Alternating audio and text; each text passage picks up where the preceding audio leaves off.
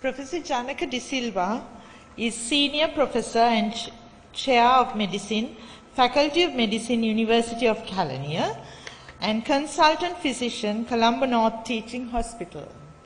He was formerly Dean of Medicine, University of Kelaniya, succeeding the founder Dean, Professor Carlo Fonseca, in 1997. However, Professor Carlo Fonseca himself steadfastly declares in his essay as the founder dean, I quote, "I unofficially co-opted Professor Janaka De Silva as co-founder dean. The trick worked. I looked after the politics of this institution and he did the rest. My work gave stability to the faculty. His work endowed it with the potential for greatness."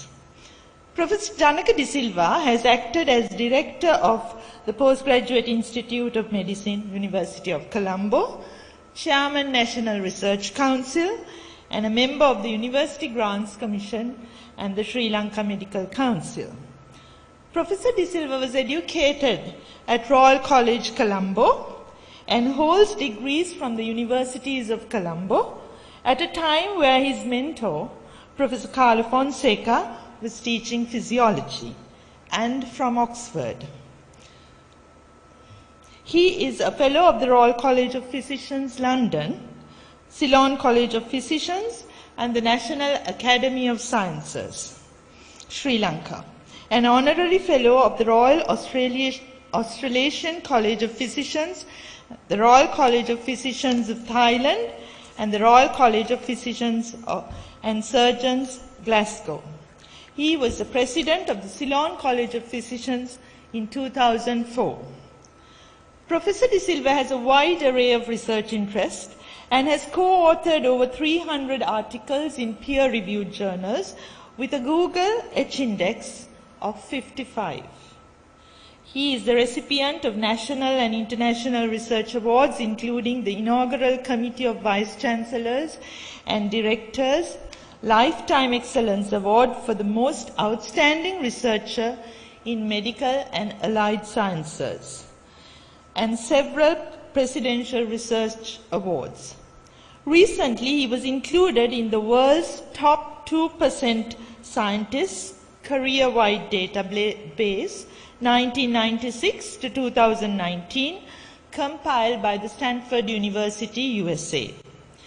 He is Editor Emeritus of the Ceylon Medical Journal, former editor of the online appendix of Kumar and Clark's Clinical Medicine, and has held editorial positions in leading medical journals.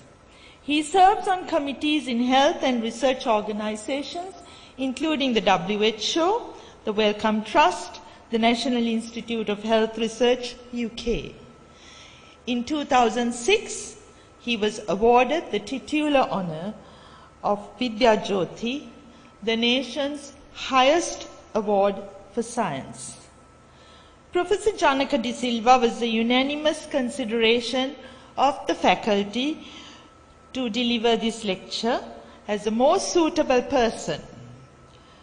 He was more than just a mere student or disciple of Professor Carlo Fonseca. Professor Fonseca's admiration and respect for Professor Janaka De Silva is exemplified in some of the references to him he has made on many occasions. On one such occasion, he refers to Professor Janaka De Silva as the greatest contributor to the field of medicine as professor, physician, researcher, and administrator among all his students for nearly 4 decades. Professor Janaka De Silva will now deliver the Carlo Fonseca Memorial Lecture to honor and pay tribute to a man who has carved the future of this faculty with his superior intellect, creativity, and extraordinary leadership qualities. Professor De Silva, may I invite you to deliver the lecture?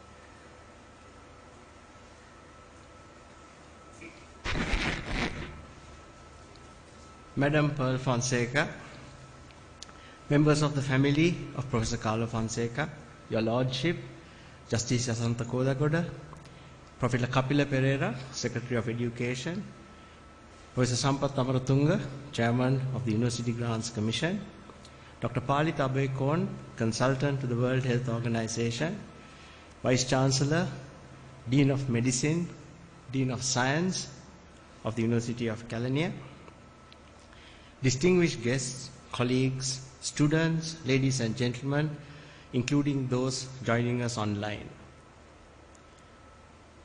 I first thank the faculty board for selecting me to deliver this, the first Carlo Fonseca Memorial Lecture. It is a great honor and privilege. Some may wonder what unique qualification I have to be chosen to deliver the inaugural Carlo Fonseca Lecture, other than, of course, outright cronyism. But very few in this audience, apart from his children, have had the privilege of sitting on his knee and listening to his stories. This was in the United Kingdom, where in the mid-1960s, he and my father were postgraduate students. The stories were both bribe and reward for chaperoning his daughter Indunil, who is in the audience tonight, to the school that she and I attended. That is how long I knew him for, over 55 years. First, as a little boy, spellbound by his stories, then as a medical student, captivated by his teaching, and subsequently as a junior colleague in the university. Ladies and gentlemen, in Shakespeare's play, when Mark Antony delivered his funeral oration for Julius Caesar, he begins by saying, "Friends, Romans, and countrymen, lend me your ears. I have come to bury Caesar, not to praise him." Antony then continues by damning the conspirators with faint praise, obliquely raising public anger at Caesar's assassination. This evening, however, there will be nothing faint nor oblique about my lecture, which intends to unabashedly celebrate the memory of one of Sri Lanka's greatest intellectuals, Professor Carlo Fonseca. Carlo Fonseca was born on the 4th of March 1933 and passed away on the 2nd of September 2019, aged 86 years. He was educated at Maristella College, Negombo, and St. Joseph's College, Colombo. And after school, in 1955, he joined the University of Ceylon's Faculty of Medicine in Colombo. He graduated MBBS in 1960 with a first class and the Perry exhibition for the best performance at the final MBBS. In 1962, he joined the University of Ceylon's Department of Physiology in Colombo as a lecturer.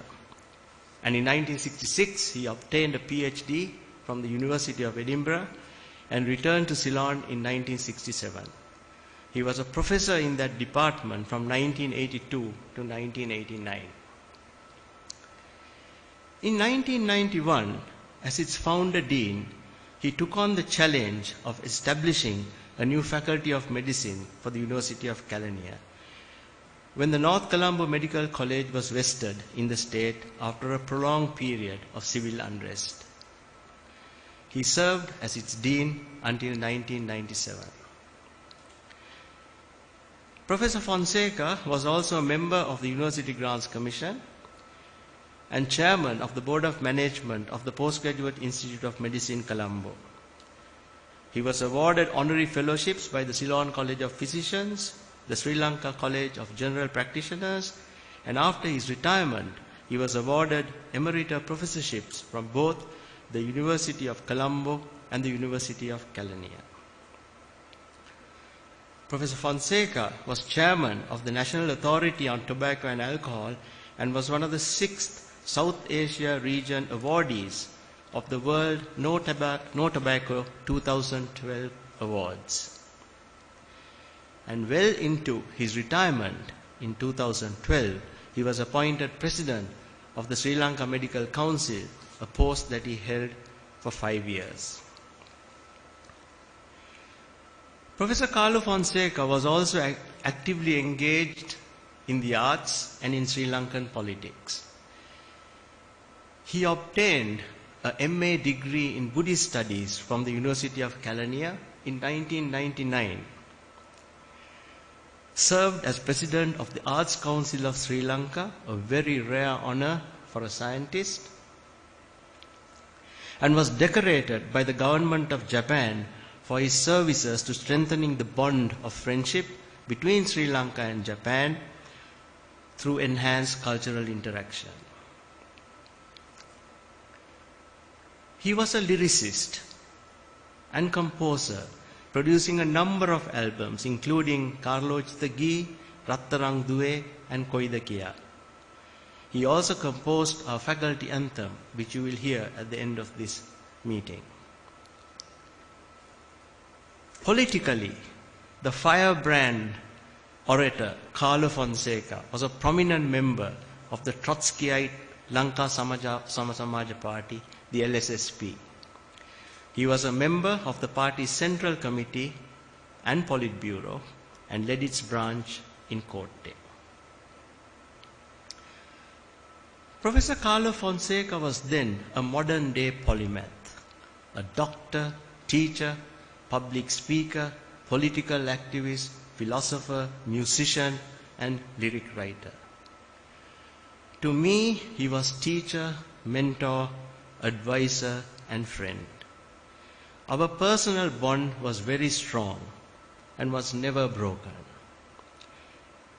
That is, however, not to say that he and I had no differences in opinion on life in general or in our likes and dislikes, and this was certainly not limited to politics. Once when he was writing the lyrics and composing music for one of his songs, I very tactlessly told him that I didn't think very much of modern Sinhala music. He retorted that he thought anyone who liked, let alone played rugby, meaning me, had to have an IQ of a monkey. At another time, during one of our most serious conversations, I self-righteously told him, "The public of this country has paid for my education, sir, so that I can serve them and the country by doing what I was actually trained to do, to be a physician, teach my students medicine, and do scientific research.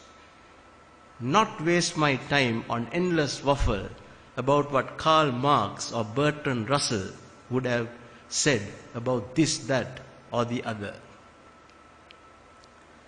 Lamenting the fact that he thought that I had not had a proper liberal education and was not as widely read in philosophy and politics as I ought to have been, he said, "Janaka, you may be a professor of medicine who can do wonders with an endoscope and publish hundreds of research papers.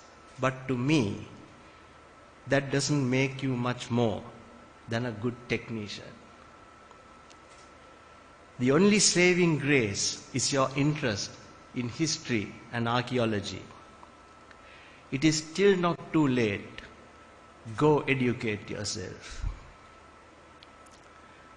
It was a stinging rebuke, one from which I took some time to recover, and I have tried to improve my education ever since.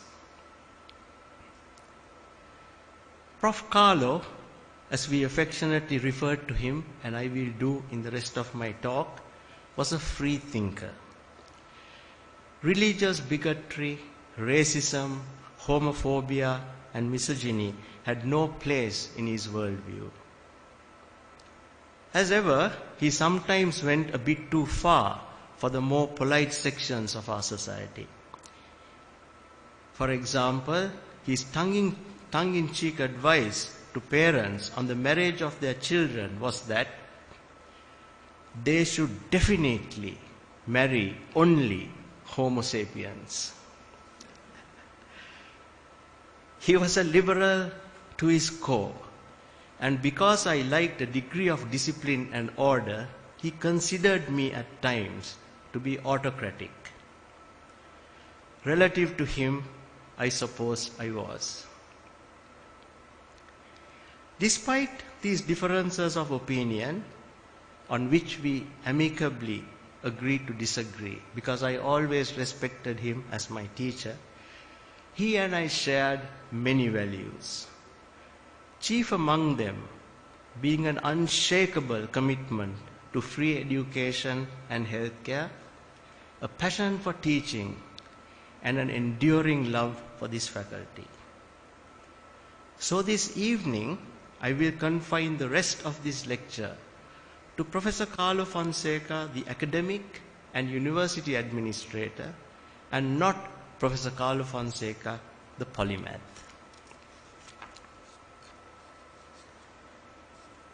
Prof. Carlo was quite simply one of the best lecturers, if not the best, I have ever listened to, and I have been around.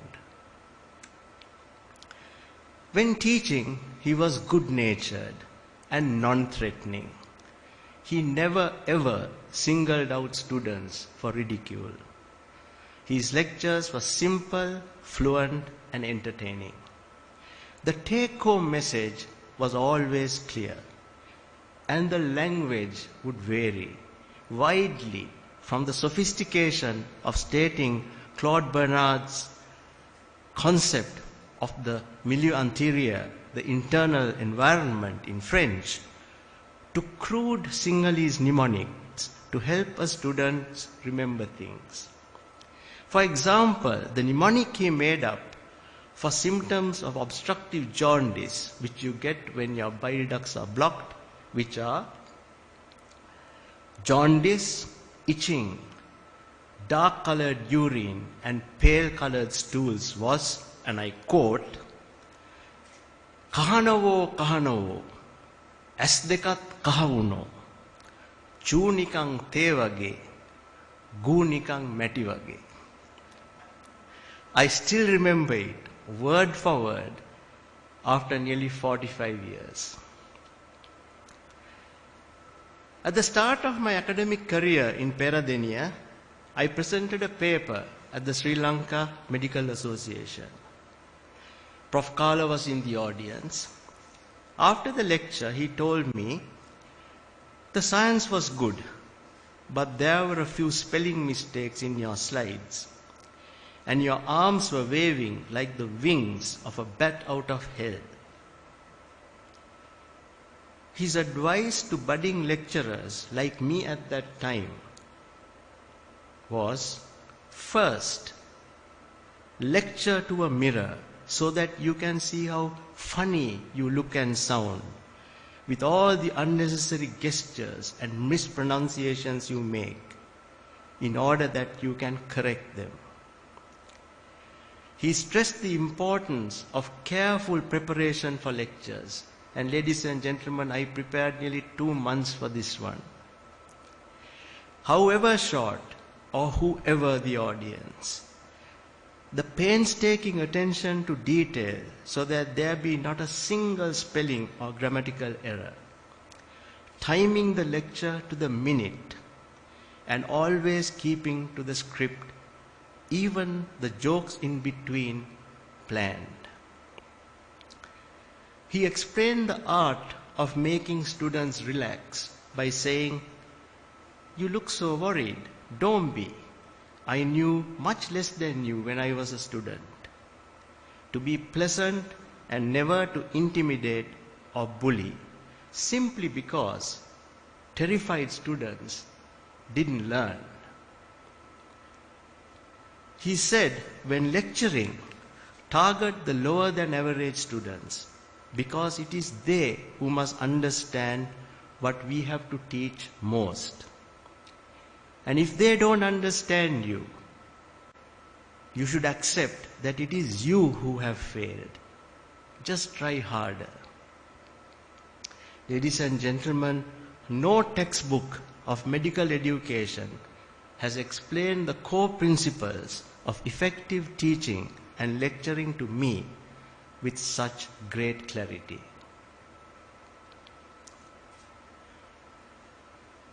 Although his doctoral thesis on the regulation of growth hormone entered standard textbooks of physiology, Prof. Carlo was not a researcher in the way we now measure researchers, mechanically, by how many papers they have published, their H index, or whether they were named in Stanford University's list of the top researchers. In his time, by these measures, neither were many other academics in our university system.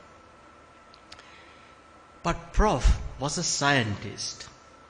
His rationalist brain could not accept a benevolent, all-powerful creator of everything, or the existence of supernatural beings. He was convinced of the superiority of science over false beliefs, and demanded and relentlessly searched for evidence. One famous example is the manner in which he proved that the ritual of firewalking did not need divine intervention, but rather moving very nimbly over the hot embers, thereby reducing the contact time between the embers and the person's feet. And to bury the myth of the religious significance attached to firewalking once and for all, it is said that Prof. Carlo and his volunteers deliberately enjoyed a sacrilegious snack of pork and arak just before their firewalk. Not surprisingly, the holy men had been furious and had collectively cursed him. But science had triumphed. As a scientist and thinker, Prof. Carlo concerned himself more with the foundations, methods, and implications of science, the philosophy of science, particularly in relation to medicine. In his short but thought-provoking paper published in the British Medical Journal in 1996 entitled "To Err Was Fatal," he starts by writing, "Error-free patient care is the ideal standard, but in reality unattainable. I am conscious of having made 5 fatal errors during the past 36 years. The key messages in that short paper capture some basic truths about the practice of clinical medicine. That all doctors are fallible. The natural reaction of doctors to errors is to hide them or to rationalize them away. It is unscientific and unethical to refuse to face our errors. There is no cathartic ritual in our profession to expiate the sense of guilt generated by our errors. And since knowledge grows mainly by error recognition, facing our errors squarely is the path to medical wisdom." And he ends the paper by writing, "Although Alexander Pope did indeed famously preach that to err is human, to forgive divine, it will be murmured that only a fool will err fatally 5 times in 36 years. If, however, by confessing to the world, a fool could help to promote ever so slightly the ideal of error-free patient care, I believe that the fool has a scientific and ethical duty to confess." Now, there is no doubt that Prof. Carlo was being too hard on himself, because we all know how common ill health or adverse effects resulting from medical treatment are. But he delighted in provoking his audience with uncomfortable truths. And this time, it was the turn of the medical profession. As an administrator, Prof. Carlo was the only dean that I know of who had more trouble than me reading and understanding financial statements and audit reports. And that's saying a lot. His desk, as some of you know, was a chaotic heap of documents piled high. And for me, who liked a bit of neatness, the mess on his desk was pure torture to behold each time I visited his office.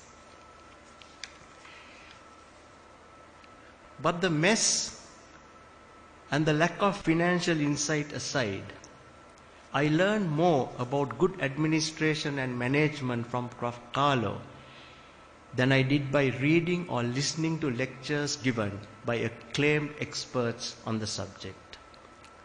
His management style was simply to lead by example. He was fixated on fairness and merit, and always took responsibility for and fearlessly admitted to his mistakes. Disruptive students who had openly defied and were hostile to him and were then apprehensive and worried about their future in the medical school ended up passing examinations with flying colors. And Prof. Carlo would call them to his office and personally congratulate them. When a student had failed in a subject which was later, sometimes much later, discovered to have been due to an error in the entry or computation of marks, he would take the revised marks to the University Senate, admit and take responsibility for the mistake, bear all the criticism, but make sure that the student concerned passed. Part of this was because he was a naturally kind man who went out of his way to help students. He once told me, discipline students when necessary, but never ever harm them, because they are children who have been entrusted to us to nurture for 5 years and then to send out to serve society. In 1991, when he was appointed Dean of the new Faculty of Medicine in the University of Kelaniya, he faced two choices. The much safer one was to go along with the establishment and the political powers of that time, curry their favor, follow traditional wisdoms, and pack the faculty with very senior and well-connected teachers, many of whom were retired from government service. The other was to chart the more difficult but exciting and futuristic course for the fledgling faculty, one that would, in his own words, endow the faculty with a sense of special identity and an understanding of how future medical education should be organized. He firmly and decisively rejected the first option. I don't want this young faculty full of tired and retired people, he famously told the vacillating then Vice-Chancellor and University Council. I was present at the meeting as a new Senate nominee to the Council. Gradually wearing them down by the sheer force of his argument, he single-handedly got his way. As a result, in the early years, our faculty had few academic staff, so recruitment had to go on apace. As the Dean, Prof. Carlo insisted on recruiting only the highest achievers, not who's who. Preference was given to those who were or had the potential to be good researchers. Mediocre institutional inbreeding was more or less taboo. It was merit and ability above all else. As word of his fairness and transparency spread, the university received floods of applications when posts in the medical faculty were advertised. Spoiled for choice, the faculty was, for the most part, able to recruit bright young academics who have since ensured the strong research culture that is seen in Ragama today. Prof. Carlo rejoiced in, never envied their success. Another hallmark of an exceptional teacher and human being. He was also a genius at the art of delegation, a skill that I enthusiastically learned from him and practiced as an administrator myself with some considerable success. In an article on the history of our faculty, he wrote, "Given the incendiary circumstances in which the faculty was conceived and struggled to be born, my greatest achievement was that the faculty did not flounder under my stewardship. On the contrary, it flourished. The secret of why it flourished must not die with me. The only art I have mastered is taking credit by getting others to do the blooming work.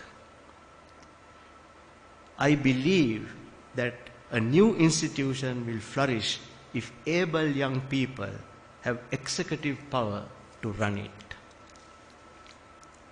But he did not throw his able young people to the crocodiles. He took time and effort to mentor and guide them. Never publicly say or write anything in anger, because even if you regret it later, the damage will already have been done. One of the best pieces of advice he gave at that time to young hotheads like me. It was said in the presence of our current Vice Chancellor, who will vouch for me. Prof. Carlo was a Democrat and would let discussions at meetings go on for hours, much to the annoyance of some of us. But his reasoning was unfaultable.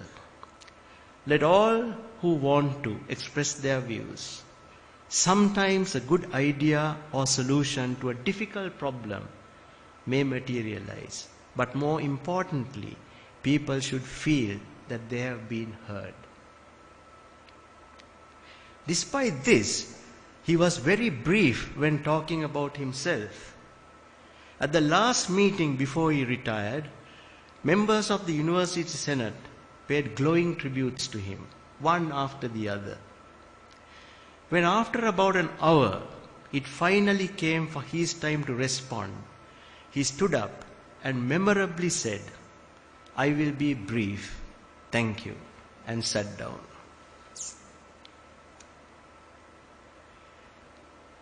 As the Vice-Chancellor said, as Dean, Prof. Carlo was also instrumental in establishing 2 new disciplines at Ragama. In retrospect, both were very far-sighted decisions. One was family medicine, for which he had to overcome fierce resistance from some quarters. The other was disability studies, an area still unique to Ragama in the university system, which has grown from a small unit to a fully fledged department awarding its own degree, now working out of the state-of-the-art Ayati National Center, which cares for thousands of disabled children from all over our country. This was then, in a nutshell, Professor Carlo Fonseca, the legendary teacher, philosopher, scientist, and university administrator with his own unique style, from whom we learn so much. By the time he retired in 1998, he had set the stage for our faculty to progress along very distinctive lines, guiding it from being, at its inception, a thorn in the side of our university by the political turmoil it caused, to becoming a jewel in its crown. But there was so much more to this great man, who, though not without flaws, was full of human goodness. He was royalty among Sri Lankan academics. Despite this, he was a simple man with simple, sometimes quirky tastes. For example, he disliked wearing socks, an aversion I recently learned that he shared with no less a person than Albert Einstein. And when rarely he wore a tie, one of an old stringy pair that was already knotted and hanging in his office, more often than not, it did not match his shirt. One day, dressed in a particularly badly matching tie and shirt, and without socks of course, I dropped him off for an event for which he was the chief guest. I then saw him looking helpless after what seemed like an animated discussion with the security guard at the entrance to the building. I stopped the car, got out and went up to them, just in time to hear Prof. Carlo appealing in Sinhalese, "Please son, I am the chief guest."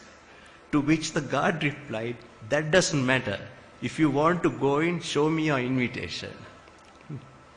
It took me a few minutes to explain to the rather dull guard that the person who he was not allowing into the building was Professor Carlo Fonseca, the chief guest.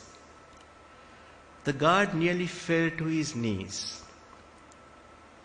Prof. Carlo smiled, patted the guard on his shoulder, and thanked him for finally letting him go in.